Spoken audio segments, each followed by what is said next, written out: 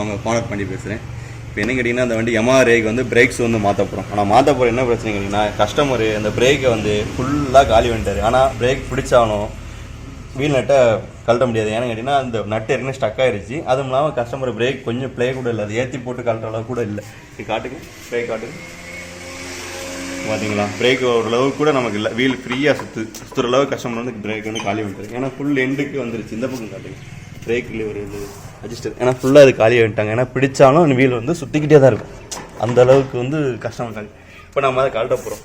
அது கழட்டுறதுக்கு என்ன பிரச்சனை கேட்டிங்கன்னா, நான் மேக்ஸிமம் கன்னை போட்டே கழட்டுவேன். சரிங்களா, கன்னை போட்டு கழட்டினாலும் எனக்கு மேக்ஸிமம் கழட்டுருவேன். ஆனால் அதுக்கு இது கலர மாட்டேங்குது. பாருங்க எவ்வளோ டைட்டில் இருக்குன்னு. நட்டு தான் உதருது, ஆனால் அதுக்கே கலர மாட்டேங்குது. அப்போ அவ்வளோ ஃபுல் டைட்டாக இருக்குது. ஆனால் நம்ம அதுக்கு என்ன ஒன்று கேட்டிங்கன்னா, மேக்ஸிமம் ஃப்ரெண்டில் என்ன செய்வாங்க, 4 வரைக்கும் கீழே பிடிச்சிட்டு வண்டி மேலே ஏறி உட்காந்து கழட்டிக்கிட்டு இருப்பாங்க. நான் சிம்பிளான ஐடியா தான் இந்த ஒரு இருக்குதுங்களா, நமக்கு போருக்கெலாம் கழட்டும் பார்த்தீங்களா, அந்த டீராடு தான், அதுதான் வந்து நம்ம வச்சு கழட்ட போகிறோம். அது எப்படி கேட்டிங்கன்னா, வீல் மவுத் இருக்குது பார்த்தீங்களா, அதை இந்த மவுத்துக்கு இந்த சைடில் விட்டுறக்கூடாது. ஏன்னா நீங்கள் கழட்டும் போது மவுத்துக்கு அந்த சின்ன மவுத்தை ஒடிச்சிடும். மவுத்துக்கு கீழ் சைடில் விடணும். கீழ் சைடில் கரெக்டாக கொண்டு போய் இந்த இடத்து நேராக வச்சுட்டு கீழ் சைடில் லேஸாக விட்டிங்கன்னா அந்த சைடு பிரேக் ஒயர் இருக்கும், அதில் முட்டை விடாமல் ரைட் சைடு வச்சிட்டிங்கன்னா நல்லா முட்டிக்கிடும். பார்த்தீங்கன்னா வீல் சுத்தமாக சுற்றாதீங்க. அப்போது பிட்டு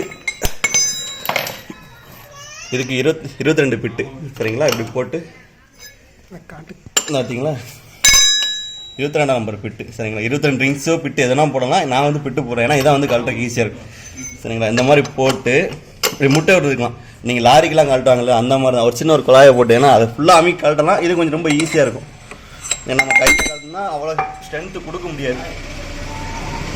அதுக்கு நீங்கள் இந்த குழாய் இப்படி ஒரு குழாயை போட்டிங்கன்னா ஈஸியாக கழட்டலாம்.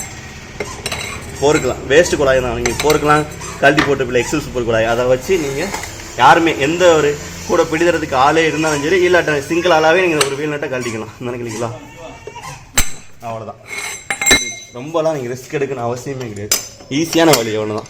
நீங்கள் அதை போட்டு மேக்ஸிமம் என்ன செய்வீங்க கேட்டிங்கன்னா, மேக்ஸிமம் எல்லாம் கூட்டு வந்து என்ன செய்றாங்கன்னா வெட்ரும் வச்சு வெட்டுறாங்க. அது உள்ள ஆஃப் ஆக்சிலு அந்த பேரிங் எல்லாமே அடி. அதுக்கு இந்த வழி ரொம்ப ஈஸியாக இருக்குது.